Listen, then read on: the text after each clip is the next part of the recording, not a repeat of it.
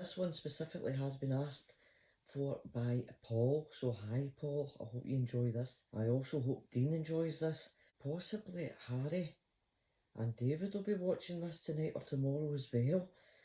And Macy, obviously, sweetheart, and Ollie Bolly Boo. Henry, stop being horrid, said his dad, as he wiped shampoo off of his jacket. What a big fuss over nothing, said Peter.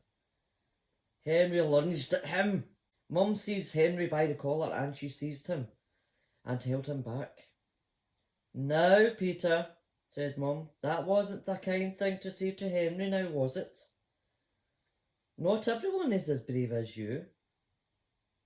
You're right, Mum, said perfect Peter. I was being rude and thoughtless. It won't ever happen again. I am so sorry, Henry. Mum smiled at him. That was a perfect apology, Peter. As for you, Henry, we'll get some more shampoo tomorrow. Phew, said Henry, giving his head an extra good scratch. Safe for one more day. The next morning at school, a group of parents burst into the classrooms waving all the knit letters and shouting. My Margaret does not have knits. She never had, and she never will have knits. Someone else shouted. The idea of it! My Joss doesn't have knits. My Toby doesn't have knits. Some nasty child in this class has been bug busting, said another parent. Miss Battleaxe squared her shoulders up. Rest assured that the culprit will be found, she said. I have declared war on these knits. Miss Battleaxe spun round, her big beady eyes over the class. Who is scratching? She said. Silence. Not a word, not a peep from the class. Henry bent over his worksheet and tried to look slightly studious. Henry is, said Moody Margaret. You're a liar, said Horrid Henry. It was William. Weepy William burst into tears. No, it wasn't me, he said. Miss Battleaxe glared at the whole class. I am going to find out, once and for all, who has got knits, she growled. I don't, said the class.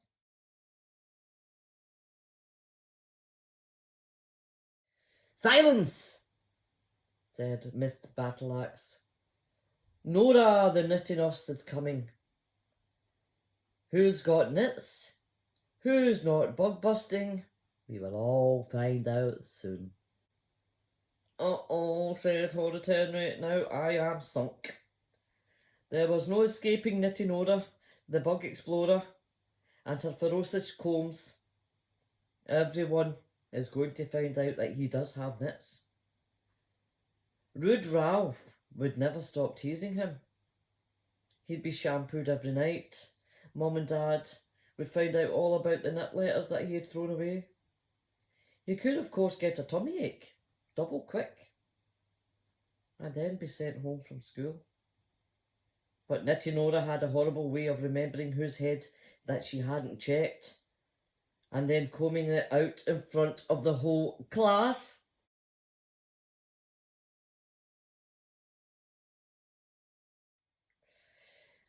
He could run screaming out of the door, saying that he'd caught mad cow disease, maybe.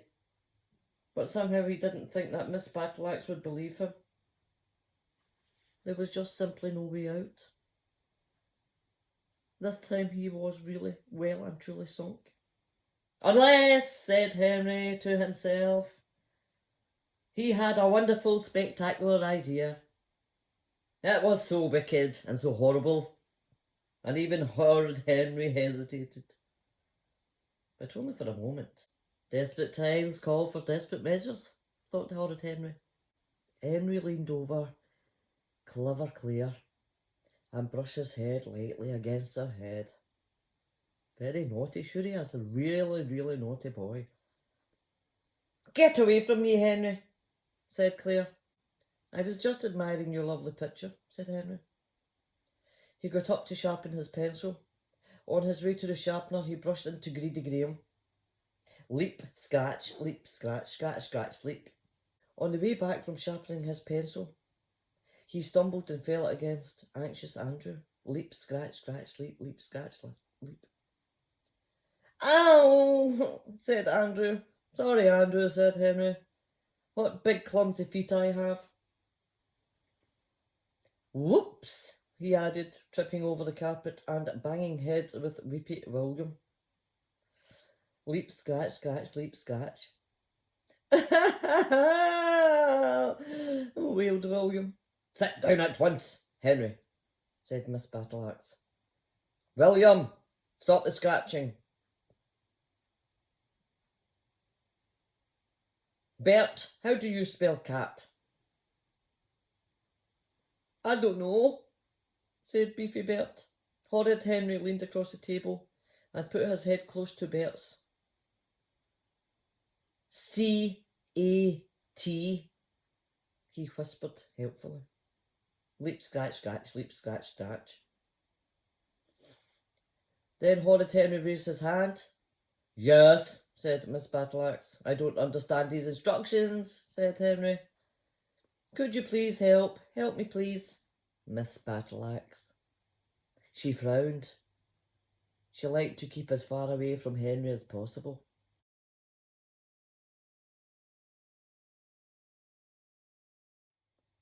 But reluctantly, she came closer and bent over his work.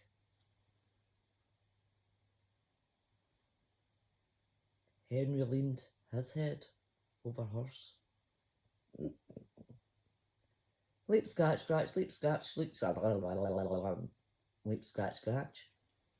There was a pounding at the door. Then Nora marched into the classroom, bristling her combs and other instruments of torture for the children. Line up, said Miss Battleaxe, patting her hair. The knit nurse is here.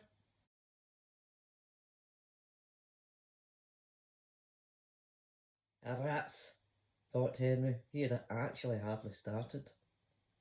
Slowly he stood up. Everyone pushed and shoved to be first in line. Then a few children remembered what they were lining up for and stampeded towards the back of the queue. Horrid Henry saw his chance and took it. He charged through the squabbling children, brushing against every single head of hair and child that he could see. Leap, scratch, leap, scratch, leap, scratch. Henry! Shouted Miss Battleaxe. Stay in at playtime. Now go to the end of the queue. The rest of you stop this nonsense at once. Moody Margaret. She had fought the hardest and the longest to be first. Proudly she presented her head to Nitty Nora. I certainly don't have nits, she said. Nitty Nora stopped the coalman. Nits! She announced, stuffing a knit note into Margaret's hand. For once Margaret was too shocked to speak. But, she gasped. Said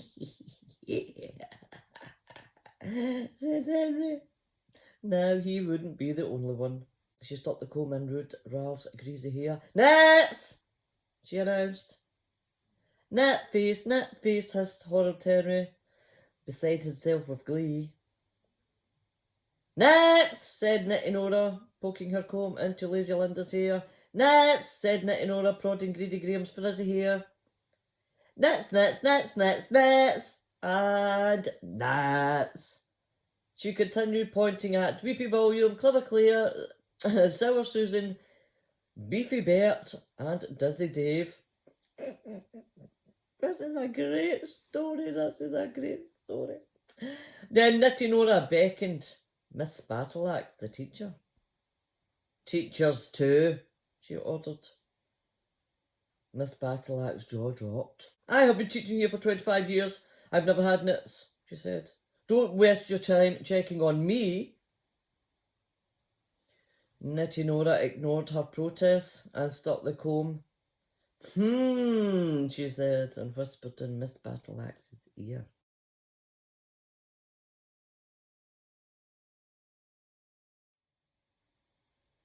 No! Howled Miss Battleaxe. No!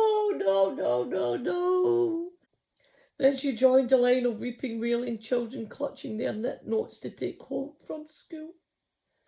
At last it was Henry's turn. Nitty Nora stuck her comb into Henry's tangled hair, dragged it across his scalp, combed again, and again. No nits. Keep up the good work, young man. I sure will, said Henry. Horrid Henry skipped home, waving his certificate. Look, Brother Peter, crowed Henry, I am knit free. Perfect Peter burst into tears. Well, I'm not, he wailed. Hard luck, said Horrid Henry. And that's the end of that story, boys and girls. What a naughty, nasty little boy that is, that Horrid Henry. Really, really horrid. So anyway, that's it until tomorrow night. Well, boys and girls, I hope you thoroughly enjoyed that. And I will catch you tomorrow night for another little bedtime story. So until then, be good. Bye-byes.